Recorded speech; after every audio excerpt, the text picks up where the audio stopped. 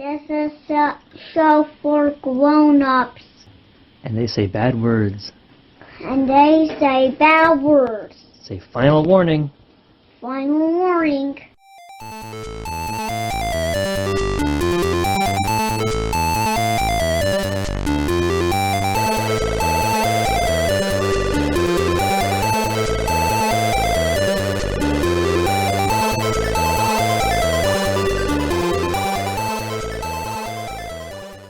Hello and welcome to the Pot of Blunders. My name is Nate Magnuski and I'm here with Erik.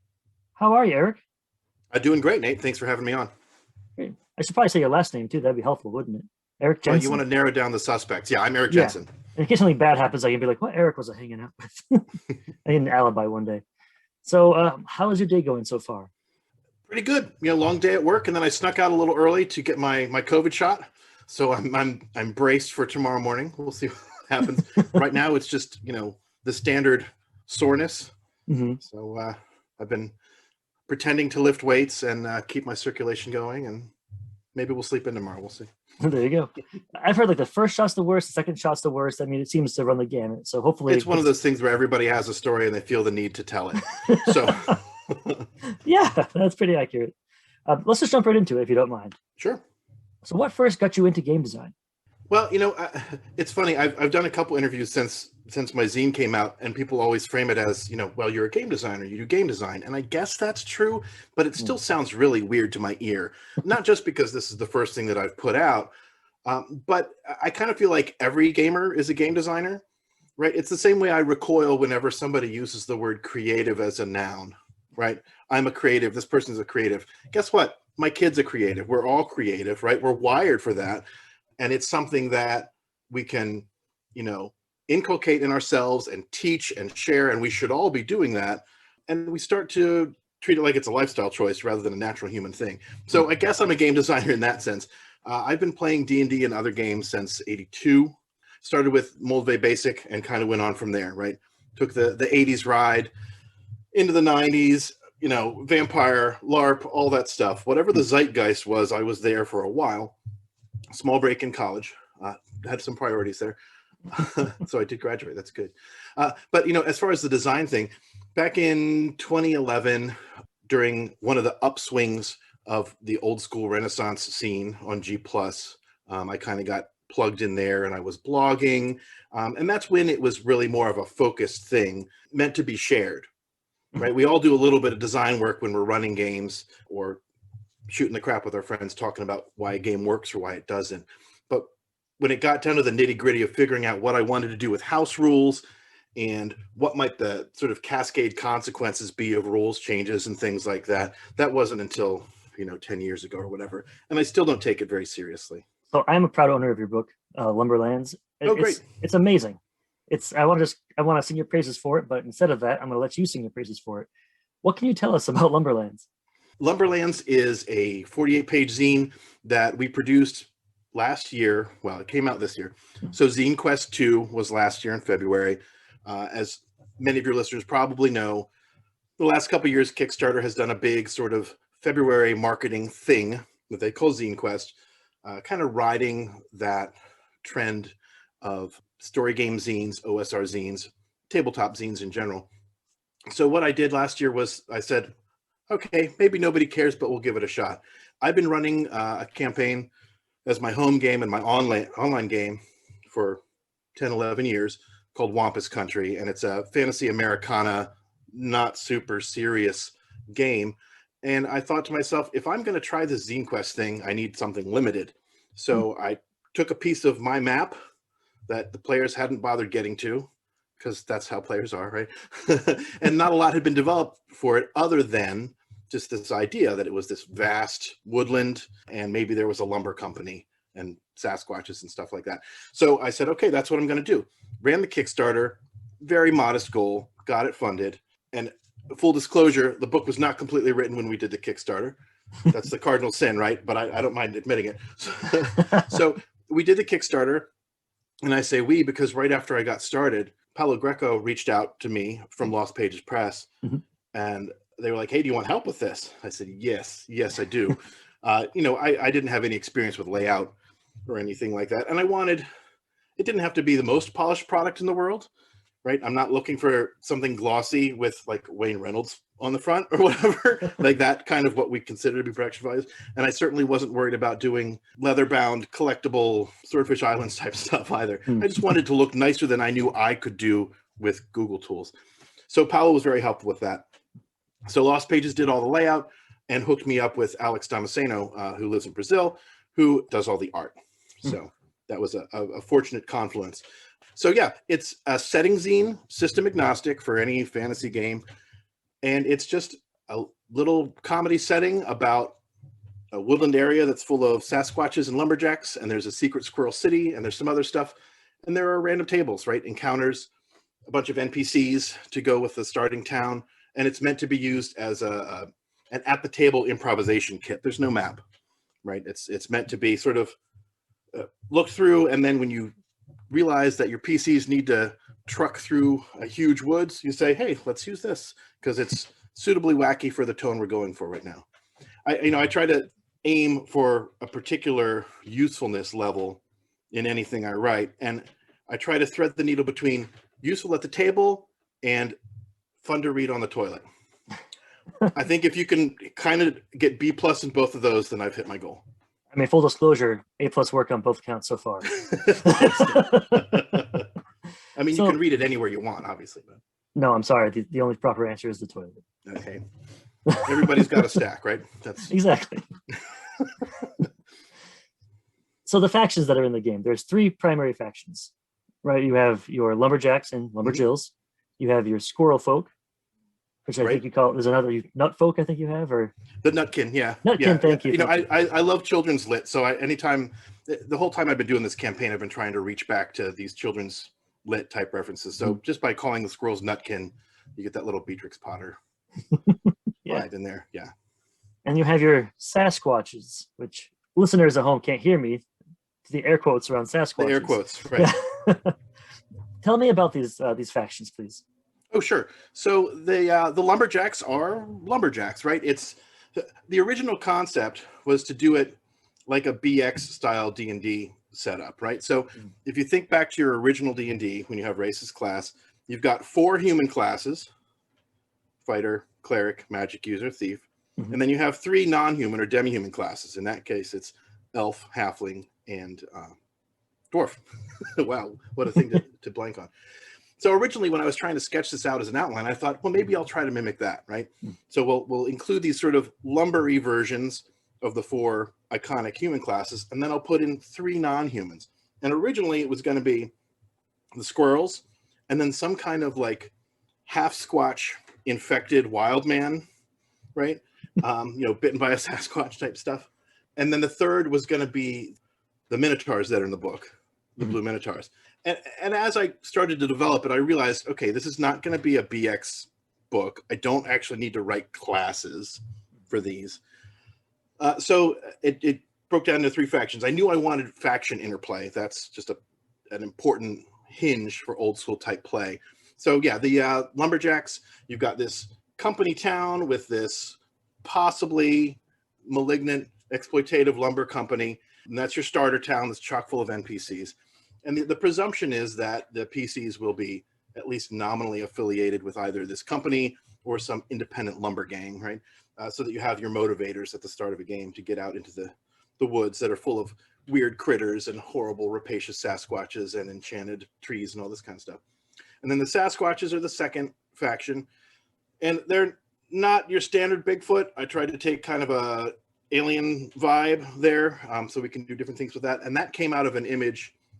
I don't think this is really a spoiler. So the Sasquatches are arachnoid, right? The idea is that they are, I think this was years ago. I must have, had burritos and beer and fallen asleep during a nature show or something. But I had this idea of, the hairy tarantula, right? So furry, almost mammalian, right? And the image in my mind was of this furry biped coming up on, I guess it was me.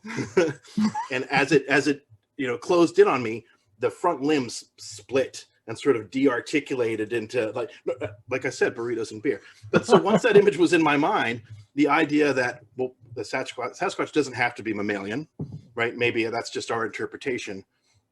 So there are these arachnid invaders. So that's sort of a lingering plot line in the Lumberlands. And then the third faction are the squirrels, who live in this secret treetop city. And the squirrels' job is to basically hop through dimensional portals to go to dying worlds in order to save their knowledge and bring it back in the form of acorns or whatever, which they then plant. So there's this gimmick that the entire Lumberlands is one big kind of holographically stored library. I just threw a bunch of stuff at the wall on this one. So I think, in any setting, you've got a bunch of stuff that's forward and the players are going to run into, and then a bunch of stuff that they may never run into, and that's okay. You have to be okay with that. Otherwise, you're going to force feed them. When I was reading it, I kept thinking of how great of a hex crawl this would make if you just kind of sprinkled some of this here and there. I think you could absolutely do it that way. I did consider doing a map, and then I realized that, first of all, if I did a map, then it would be my Lumberlands, and it wouldn't be as toolkit-ish, which was kind of the goal. Then I also realized if I did a hex crawl, first of all, the map would be nothing but woods with a town on one end. That's kind of cheap. You can do that yourself, right? I'm not going to steal a page out of the book you just paid me for with a map you're not going to use. But also, part of the point of a hex crawl is the distance relationships portrayed on the map between different things. And I think throughout my running of the Wampus Country campaign, one of the riffs has been this idea of mythic wilderness, right? We talk sometimes in old school play about the mythic underworld, where, as soon as you delve down into the dungeon, the regular laws of physics don't apply.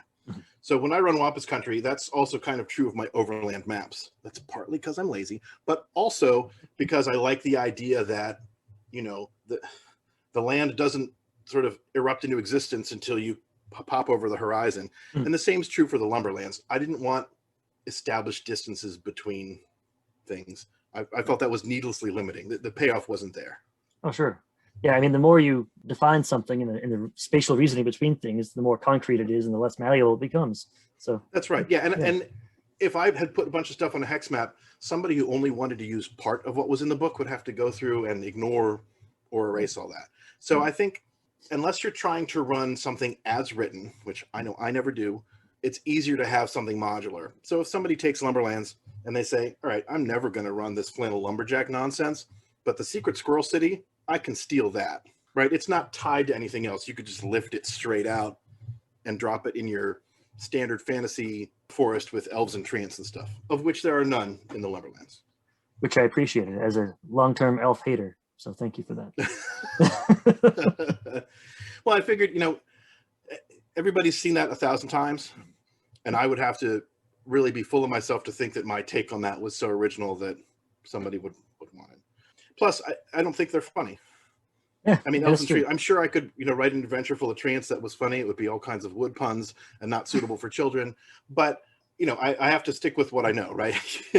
I'm not out here to do edgy, dark stuff, or I don't think I could produce what they call a good vanilla adventure, right? Sort of a standard D&D if I wanted to. There's got to be that humor aspect to it. So do you have any puns left after making this book? Oh, sure. Okay, yeah, good. It's a I was worried. I've been a father for about 15 years now, so I wake up every day with a full gizzard of bad puns. Yeah. Good. So I was worried. After I read Dagon Cornelius, I was like, oh no, he burned through them all. This was it. Well, Dagon Cornelius, the fishman prospector. Yeah, I mean, so there are some things that when a stupid idea gets in your head, it hangs out there. Like if that name hadn't shown up in Lumberlands, I would have had to use it somewhere else. Right. But it's also, the stuff that I find funny may occasionally be pretty particular, right? If you're not a Gen X, East Coast American who watched all the same cartoons I did, some stuff might hit the floor. Yeah. But you try to balance the really particular stuff with, but like Dagon Cornelius, that's 2 references, right? You have to get them both to get the whole thing in there. So that was a risk. I read it and I came back to it like, there's something there. Oh my God. Yep. And as a father myself, I groaned and I was very proud at the same time. So keep up the good work. I can remember going to summer camp as a high schooler, and I won't tell the joke because it's really long, but one of the counselors told this exceedingly long, horrible, pun-riddled joke, and I was the only one who laughed. And he turned to me and he said, all right, you laughed. as my father told me, because you laughed, you are now cursed. You have to tell this joke again. And I can tell the joke from memory, right? I mean, it's that bad. And I have told it many, many times and repeated the curse. So yeah, it's like that. When you see something in a game book, whether it's a joke or whether it's serious, if it's so good and so stealable that it makes you want to go and run that or steal it or use it, that's value, right? That's not easy replicable. A hex map full of trees, anybody can do. Right. So. Yeah, I know the PDF is, I think, $5 on Itch. That's right. The PDF is $5 on Itch. It's also on Drive-Thru, where you can get it print on demand. You can get the PDF and the zine version for, I think it's $10. It's ridiculous how inexpensive pretty it is. good value. Yeah, it's crazy. It's absolutely insane. You're an insane person, and you feel bad about it. Well, every day. But Alex's art in there, I think, is kind of the highlight that brings things to life. I made sure that when Paolo brought Alex on board, I said, look, this is not an art direction thing where I'm going to tell you what to do. I'm going to give you some ideas, and you're going to come back with stuff, Marvel method style. And if there's stuff in your drawing that's not in the book, I'm going to put it in the book, right? Because you want that, because that's the whole point of the game, is to riff around the table with other people. Zine, scene, and OSR aside, this kind of auteur, single vision, run it the way I dreamt it stuff has very little currency with me. It shows no trust in your players, and it shows like a wrong kind of fun attitude. Like, well, you're having the wrong kind of fun. That's not how I envisioned it. Right. That does nobody any good. Right. And there's a give and take, right? There are times when you want the players to trust the DM and say, okay, you're taking us on a little bit of a ride here. But we all know 9 times out of 10, they're going to come up with stuff you hadn't thought of, whether it's something you want to use to alter what's going on in the game or just a solution to a problem or lack of a solution to a problem. I think we've all had games where we thought, this is easy, they'll get this puzzle, and then they just don't. So you got to be ready for that. My secret for DMing is I never come up with the solutions to the thing. I present some bizarre, weird-ass puzzle, and whoever has the most creative idea, I'm like, you cracked the code, you figured it out. I used to do that, and I think I would do that in a con game just for pacing purposes. But these days, I think I'm enough of a purity nerd that I feel like there needs to be at least one preconceived answer, so I'm not doing quantum ogre type stuff as far as, it's like a pixel bitching thing. Who makes me laugh the most? Oh, you have succeeded. That's fun to a point. But I want everybody to leave the table feeling like they actually addressed a thing. Sure, and were able to solve it. So are you planning on fleshing out the Woad oxen in any future supplements? Because I need more Woad oxen. No, really? I mean, not really. I mean, I'm sure I have cattle related puns left. No, not exactly. It's funny. I was talking to Paolo today, and they asked, "Are you working on the second one?" And I said, "Well, yes, but it's not Lumberlands 2, right? It's another Wampus Country travel guide that's contains a little bit of sort of cutting room floor stuff, but it's not very wedded to the Lumberlands. It's just kind of often a different thing. I think Woad oxen. The concept there was just, we've got lumberjacks, so we need Babe the Big Blue Ox. So let's go with, minotaurs that paint themselves blue. And from there it went a little weird. But I love the art that Alex came up with on that page. I think that kind of sells the image there. I think less is more. If I came up with something that made me want to circle back, I wouldn't hesitate to do it. But I think it would have to be pretty special for me to want to, or people would have to clamor, right? Like, we need an entire book about minotaurs. Okay, I'll just start jotting down cow jokes on a legal pad, and when it's full, we'll write it.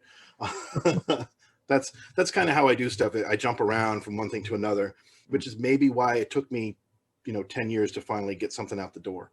And even my blogging's pretty spotty, but gaming is great. I love it, and I love writing, but it's never been a priority for me. Right? Daytime life and the kids and stuff, that all comes first. So if I were 25 again, right? Like if young me were now, I'm sure I would have crapped out 6 or 7 zines by now, right? And I'd be entering contests and this, that, and the other, but you got to prioritize. Yeah. One thing I cracked up about when I was reading your book, you described like the various flora in the Lumberlands as being this like horrific, mostly deadly, insane, but incredibly valuable lumber. So I was like, why would anybody want to go here when there's like actual mundane lumber out to be had? But you put it right there in black and white. Like, this is incredibly valuable spell components. This is rare. Was that something that came up in playtesting where you knew like I had to explain why people are risking their life and limb over this wood in particular? Well, first, I think it's cute you think there was playtesting. Second, No, I mean, I think I went through the book as I was doing the layers of writing. Mhm. You know, you do a section at a time, and you go back through and reduce and reduce. And I did two things. One is I wanted to make sure that every NPC was as small as possible, but packed to the gills with adventure hooks that could be teased out. And then the second thing was I wanted to make sure that if you read the book, you knew what you could do with it, right? There's adventures, there are setting books and source books where we think, okay, that's pretty cool. How do I use it, right? Or why would anybody go there? So I tried to put that in every page. When it came to the actual woods and the vegetation, all this stuff, I figured if I tell everybody it's magical and can make you wealthy, that ought to be enough. If it's not, you're playing the wrong game. Right. Yeah. So, I mean, even though you could adapt this to anything, there's a presumption of a certain mercenary and kind of wahoo outlook, right? I don't expect anybody to use Lumberlands with Harn, right? That's right. Not that. Yeah. If somebody does, call me immediately. But it's there's no realism in it, right? So, yeah, and I hope it's good for con games too. I actually sort of pledged to myself this year that as we get into con season, virtual con season, every con that I run at, rather than looking for different things to run, chunk of a module I haven't run, that kind of stuff, I'm going to run Lumberlands all season and just kind of run it improv-y, which is the way the book is designed, throw out a couple hooks and see what people want to do, which is fun because I get to do the pre-gens. There you go. So your creatures that you have populating the Lumberlands are just insane. What's your favorite one, and why is it the Bubblisk? Why is it the Bubblisk? So it's not fair for me to like the Bubblisk the best because that's actually been in the campaign for years. This was probably 2013. The PCs in my regular Friday night game, I rolled a random encounter with basilisks, right? And I can't leave well enough alone. So the idea that they were these sort of backwoods inbred hick basilisks came to mind. Obviously they're Bubblisks, and it was great because with a creature that can paralyze or turn you into stone or is particularly deadly, you want to leave some clues that the PCs are about to enter this, right? The classic is, stone people outside the Medusa's cave type stuff. Right. So with this, I went with an audio thing and just decided on the spur of the moment that the Bubblisks do this kind of dopey laugh as they're moving along. So the PCs, they're moving through the woods or whatever, and they hear this kind of noise, and they're like, what the hell is that? Very quickly, they were confronted by these, six-legged giant lizards with like an underbite and crossed eyes. I don't remember what the mechanical effect of the crossed eyes was. I think it was you were okay if you looked at the Bubblisks, but if you looked away from them or something like that, right? That's the standard kind of screw you, it's an ear seeker, Gygaxian inversion. So they've existed for a while. And, once a player draws something that just killed them, it's got to exist, right? That's canon. Yeah. So one of my players drew the just ridiculous underbite. It was fun. But yeah, the monsters are just whatever. Most of them are driven by the pun name. Yeah. Say, how can I use this? What can I do with it that is not just a one-off joke, but is actually a little deadly or interesting or yields something. I feel like most monsters need to have something PCs would want to harvest. Yeah. Right? And that helps drive things, because then if they encounter it once or just hear about it, then maybe they want to go seek them. If they hear that the toenail of the whatever can be used to brew love potions, well, any PC with their salt is going to hop on their gunky and get out there and get toenails. Right. So like Pee Wee Herman, you said the magical word of the day. You said gunky. Gunky. So now I have to ask you, what is up with my favorite, the gunky? So basically, the gunkies in the book are, they're somewhere on the spectrum between a goat and a donkey, right? So they're the favored beast of burden in the Lumberlands. That comes down to one thing. I like goats, Paolo likes goats, and Alex likes goats. And so we were chatting about this. I'm like, you guys, I know you like goats. Like, Paolo famously likes goats. I'm like, all right, we need something goat-ish in here. Maybe a giant goat. So previously in my campaign, I had guard goats that are bred for intelligence and they just have dog stats, right? So some of the PCs had guard goats, and goats have a lot of personality, right? So thinking about this, I'm like, why don't we knock that up a size, use that as our beast of burden? Everybody wants animal companions and pets and weird steeds and stuff. That's really a part of the genre. So we went to the goat donkey, and then I knew that I had to do a personality table because for it to be memorable and for it to be useful at the table, it's one thing to say, yeah, they use these goat donkey things. They have one hit die and are stubborn like a donkey and smart like a goat. That's a line of text, but you don't need me for that. What you need me for is the, D12 table of like particularly strange gunky personalities that generate adventures. If there's something in the book that you can't turn into an hour's worth of content at your table when you're stalling, then I haven't done my job. I mean, you've done it admirably, so I appreciate that. Thank you. Wampus Country. I've read your blog. It's been going on for quite a bit of time. Mm-hmm. How long, as you said, 10 years early you've been writing on or running things in Wampus Country? Right. So there was sort of a proto Wampus game that was 2010. And that is of semi-canonicity. But 2011 really was when I got started on it. Started writing the blog because it was fashionable, right? Everybody was writing about their campaigns and everybody was trying to outdo each other with wacky campaigns that had sort of a dedicated vibe. And we were talking a lot about house rules and choices and how you emulate genre by your selection of house rules, right? So at the time, there was a big thing in the OSR, shields will be splintered, was the rule, where you could actually sacrifice your shield, right? And it would take a hit. So stuff like that. And then we started talking about, well, maybe a barbarian in a loincloth should have a decent armor class because that's genre emulation, right? Stuff like that. So as I was working on Wampus Country, I started attempting to do house rules that paralleled that with what I was going for. So Wampus Country is, we call it tall tale adventures on the fantasy frontier, right? So rather than being a medieval Europe mishmash like your standard D&D is, that goes kind of from, Rome to the Renaissance and just squishes it all together in a beautiful mess, I wanted to do the same thing with the American frontier, right? So go from the Age of Exploration up to maybe just shy of World War I, depending on what we're doing. And as I developed that, I knew I wanted the frontier because, well, that's old school, right? We were talking about hex crawls and west marches, and you want this frontier that's vast and unexplored so you can do stuff with it, and it kind of lent itself to it.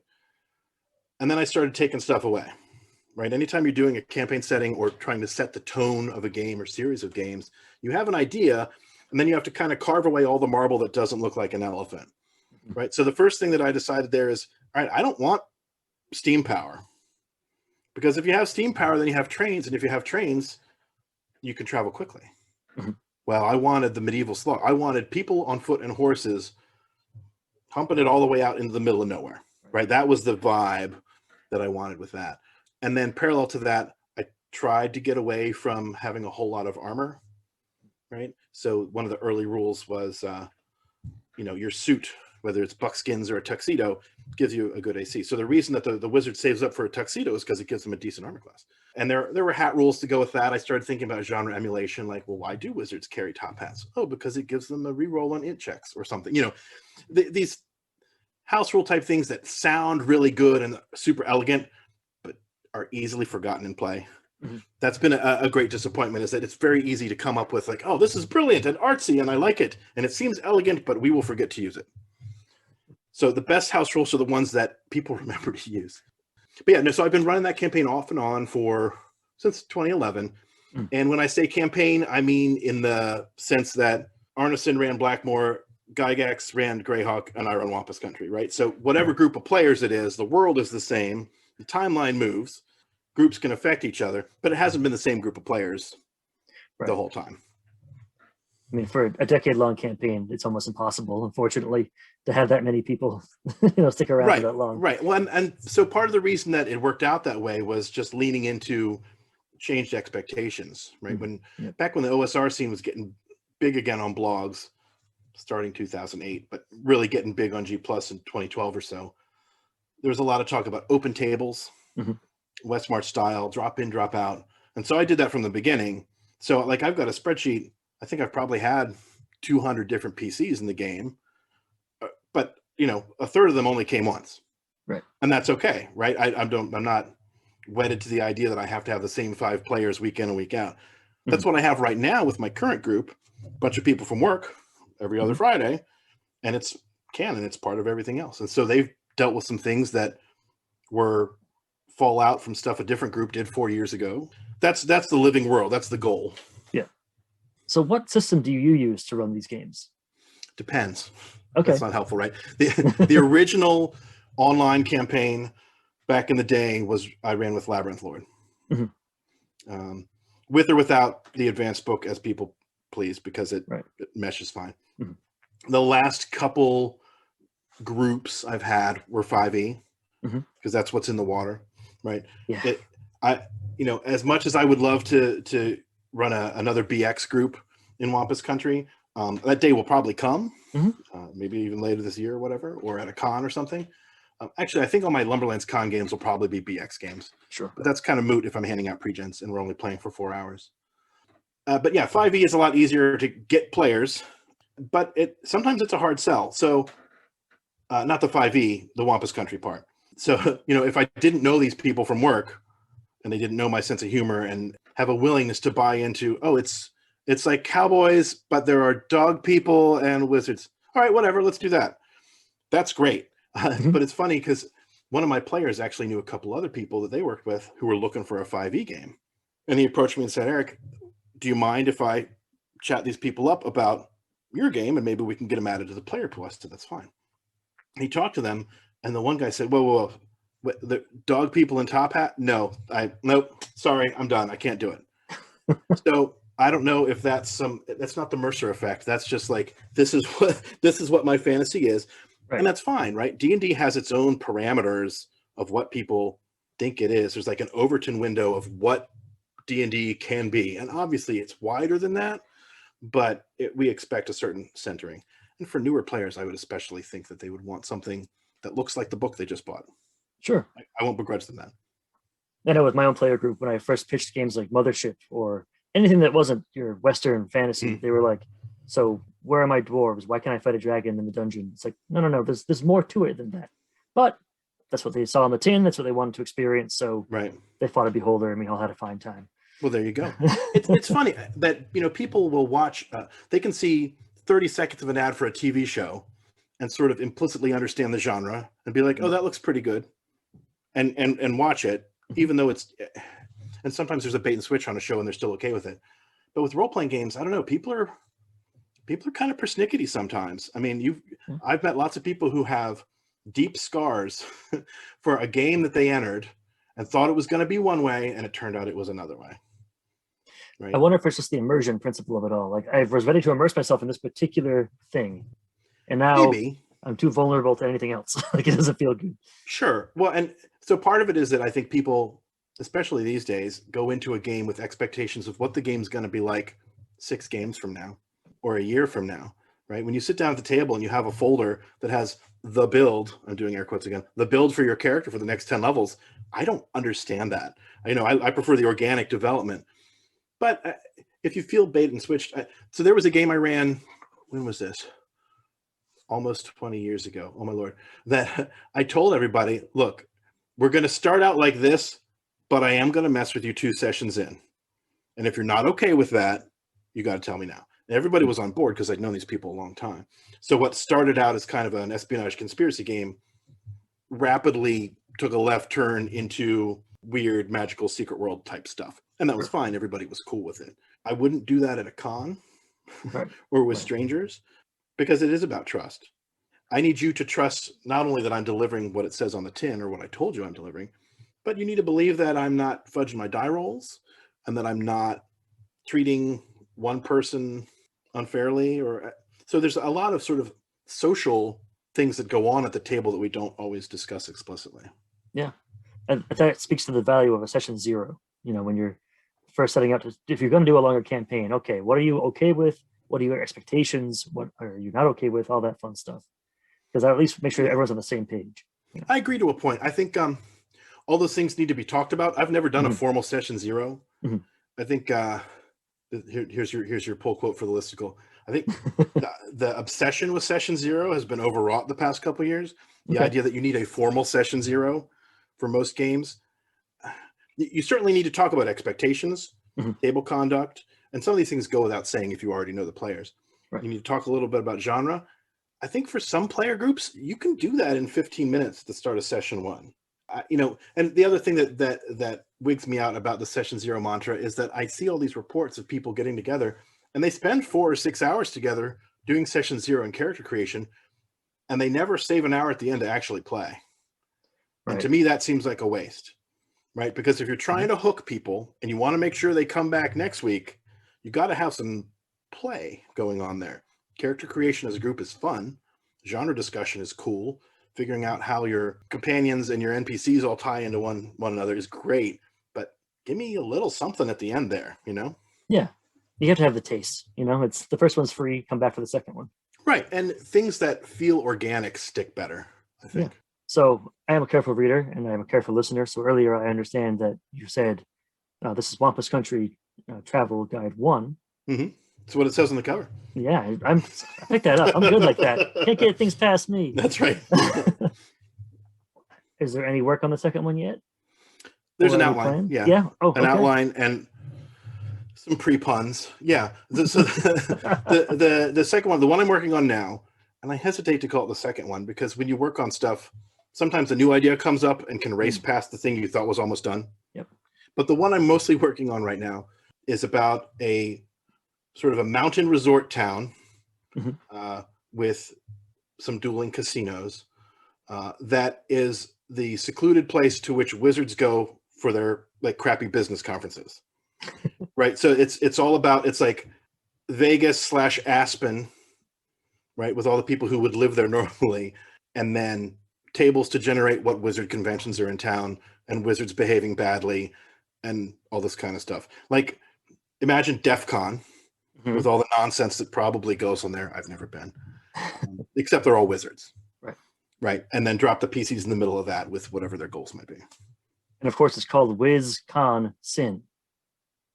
Ooh, I hadn't thought of that. There probably should be some sort of Lake Geneva joke in there somewhere, right? You can have that one for free. Oh, thanks. Take it and just throw it right out. So at this point, is there anything that you really want our listeners to know about that we haven't talked about yet? Oh, I don't think so. I mean, the zine's out. There's the blog. I'm just trying to get a little more active in writing and participating in stuff online. There was kind of a lull there. So my younger son is 5 now. So there's this time period when the kid is small, when I'm not online as much, right? My most productive period for the blog and for gaming was right after my older son, who's now a teenager, turned 5 or 6 and didn't need so much minding, right? So my free time quotient rose overnight. I'm expecting that'll happen again this year. Fingers crossed. Second one's kind of a menace. First one was quiet. And just getting involved in more stuff, running games at cons, things like that. Just to get out there. I like meeting new people. I like doing, media appearances or whatever. And of course, now that I'm a bona fide game designer, you said so yourself, Nate, I have a product to shill, right? I need to get out there and talk about what an amazing value this ridiculous zine is. I hope that people understand that this game that you've created, or the setting, I should say, is ridiculous. And that's the greatest part of it. That's its strength. It's the sheer amount of creativity you're able to stuff in these under 40 or 50 pages. It's mind-boggling, and it's a beautiful thing. So, oh, thank you. I tried really hard to pack things tightly. I didn't want any wasted words. So if a section seems short, that's because maybe I had 20 things and I picked the best 12. Right? I didn't want to waste your time. But yeah, if people can check it out and get even just one session out of it, like a palate cleanser session for an otherwise fairly serious game. If you've got a crowd that is going to sing Lumberjack songs the moment they see flannel, you can get a session out of this. So as soon as I run it in Hardmaster, I'll let you know. Just Chivalry and Sorcery would be good. Yeah. And actually, I was telling somebody the other day, like, just because it's mostly fantasy tropes, it doesn't have to be. No, it could be a backwater planet and traveler, right? And you could tone some of the stuff down, but the encounters are still fine. The NPCs are still fine. So. It's a holodeck program for the Star Trek from Modifius. And that's a great idea, right? And then get yourself some Buffalo Plaid 2D20 and do whatever you need to do. Erik, you've been an absolute joy to talk to tonight. I really appreciate you coming on. Oh, thanks, Nate. I really appreciate the invitation. All right. You take care. Have a good night. All right. Take care. Hey, you beautiful babies. Thanks for tuning in this week. I want to thank Erik Jensen once again for acting as our own personal Lumberlands travel guide. I'll have links in the show notes so you can grab a copy of the setting for yourself, as well as links for Erik's excellent Wampus Country blog. If you want to hear Lumberlands in action, don't worry, because over the next 2 weeks, we're putting out our actual play. And as always, we get weird with it. And this is weird for us, so you'll want to hear this. Trust me. If you want to support the Pot of Blunders, please consider heading to our Patreon page. Patreon.com/potofblunders, all one word. We've got membership levels ranging from $1 to $10 a month, which will get you access to things like our Discord, exclusive episodes of Jumping the Street Sharks, as well as a variety of other perks. You can also support the show and help us bring more attention to amazing indie authors by leaving a review on Apple Podcasts. We really appreciate any help you can give. We love hearing from you. You can always find us on Twitter at Pot of Blunders, and you can also reach us via email at potofblunders@gmail.com. Want more reviews, interviews, actual plays? Head to potofblunders.com and learn about even more amazing indie games.